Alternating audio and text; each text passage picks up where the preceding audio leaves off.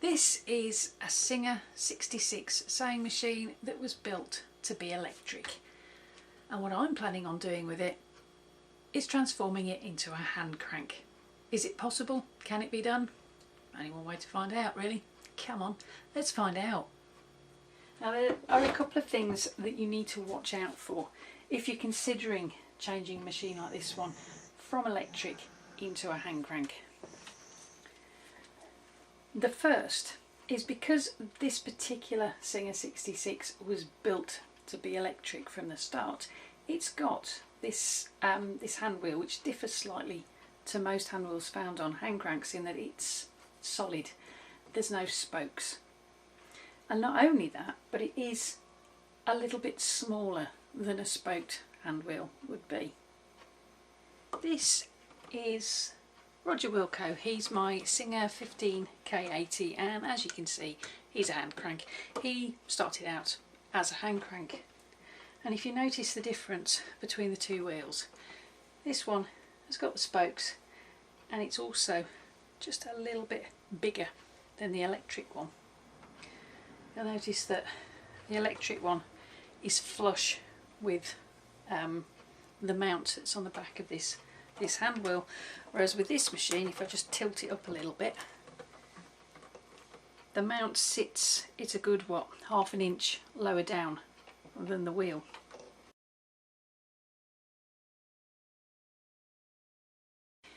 If we take a closer look at this wheel for the moment, this part here is the hand crank part of the hand crank, and you see this little arm that comes up here.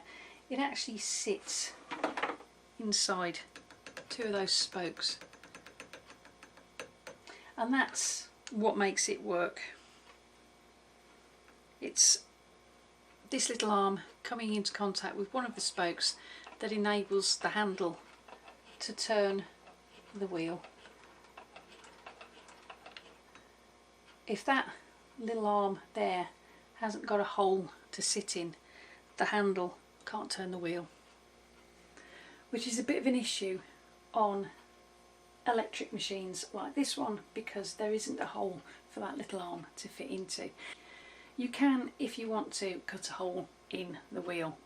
It's only metal. What I'm actually going to do is I'm going to change the wheel out, and I'm going to replace it with this one. Another thing that you need to watch out for if you're intending on changing a machine like this one into a hand crank is you need to make sure it's got one of these. On all Singer sewing machines after a certain date, you will find they have a raised part on the pillar, and it's right here. And what that enables you to do is that enables you to attach things like the motor in this case. Confusingly, this particular part of the machine is called a motor boss, but it also enables the fitting of a hand crank. Unfortunately, if your machine doesn't have that motor boss on the pillar, this style of hand crank isn't going to work for your machine. You're going to need a slightly harder to come by hand crank.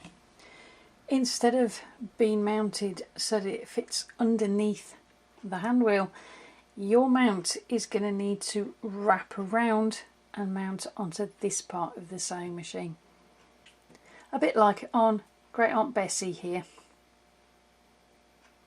When it comes to changing a vintage Singer electric sewing machine into a traditional style of hand crank, you need to pay attention to the type of motor that's fitted to that machine. There is a slight drawback in changing this machine into a hand crank, and that's here, the light. Because of the design of the machine, because this light is an integral part of the wiring that goes to the motor, I'm going to have to swap that out for a different lighting system, or find an alternative way of getting power to it, which, as I don't want to mess with electrics, means I'm going to have to get a standalone light. The bobbin winder could also give me a little bit of trouble. could be heading for a bit of a problem. Keep watching to find out if that's an issue that I can fix.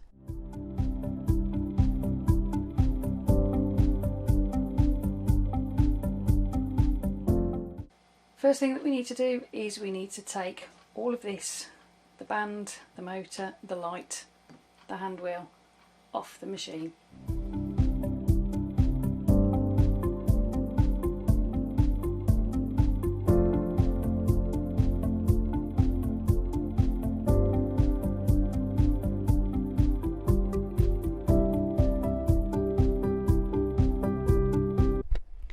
That screw is going to be a lot easier to get to if you undo the screw holding the motor to the motor boss.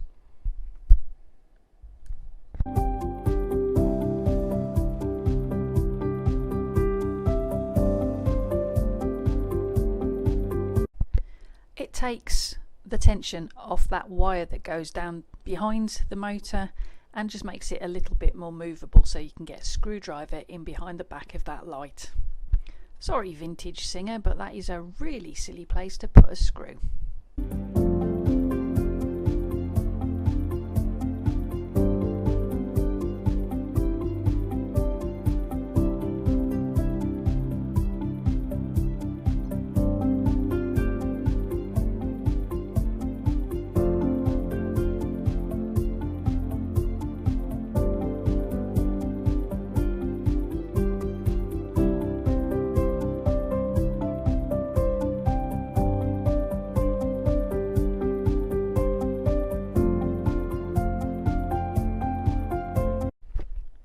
The next thing to do is to remove the clutch, also known as the stop motion screw.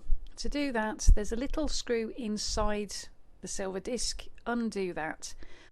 Once you've taken the tiny screw out, you can just unscrew the stop motion screw.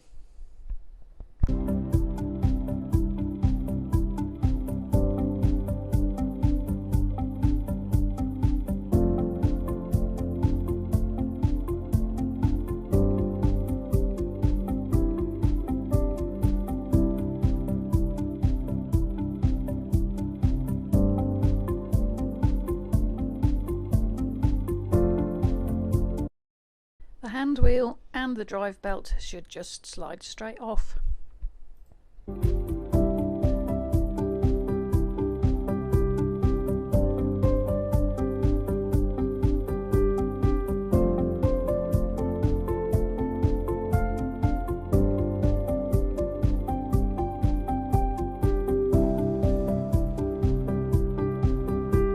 I'm just going to put the hand wheel on to see if it will fit. Good news, it does.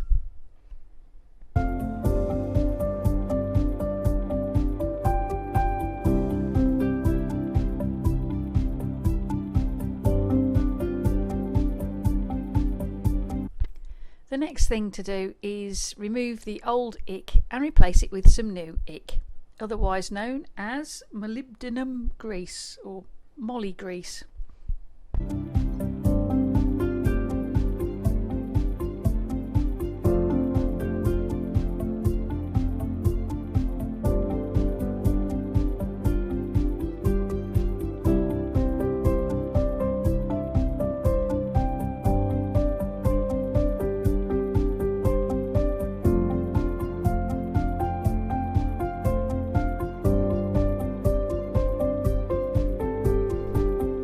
There are two sides to this little washer. One side has the tabs pointing outwards and the other side is slightly flatter. You need to put it back on the machine, making sure that those two sticky out tabs are facing towards you and away from the machine.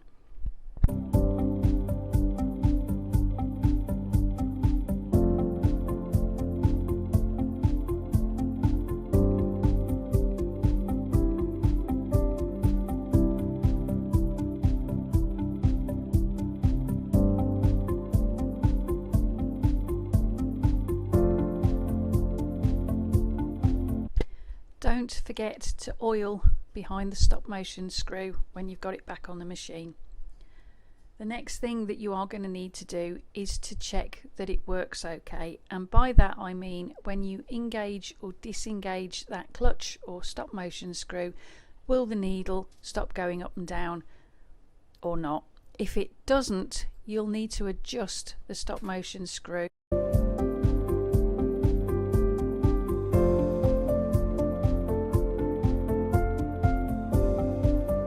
Yes, it seems to be working fine. Now let's add the hand crank.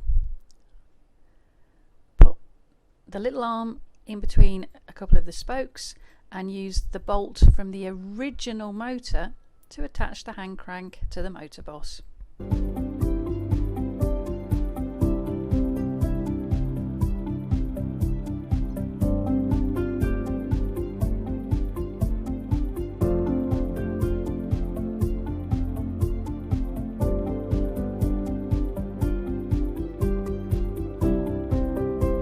Let's give it a whirl.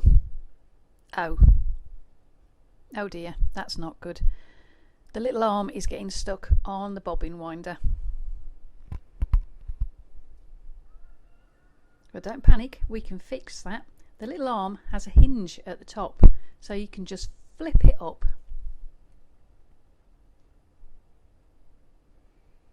Like so.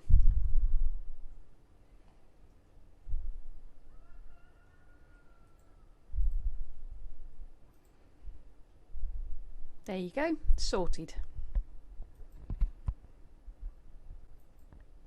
Keep your eye on the needle. If we re-engage the stop motion screw, it starts to work again. So, is it possible to change a Singer 66 that started life as an electric machine into a hand crank? And yes, it is. And it works pretty well. There's just one small technical hitch in that if I engage the bobbin winder, you see that there's a gap between the groove on the hand wheel and the rubber of the bobbin winder, which means when you engage the bobbin winder and turn the hand wheel, it doesn't go round.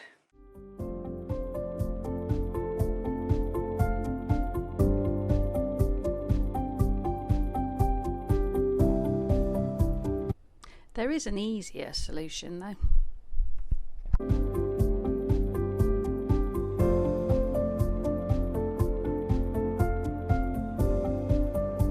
This is a modern style of hand crank designed to fit the featherweight. It will also fit other machines that have that silver disc or the stop motion screw. Just changing the stop motion screw or the clutch, you can keep the original electric wheel.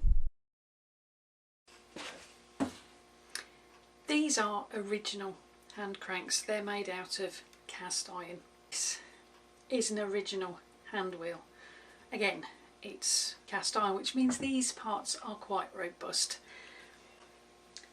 Unfortunately, it is a little bit difficult to come across the original sewing machine parts these days because a lot of them haven't survived. They got taken off machines and they've been thrown away, or people have used them already to convert sewing machines into hand cranks.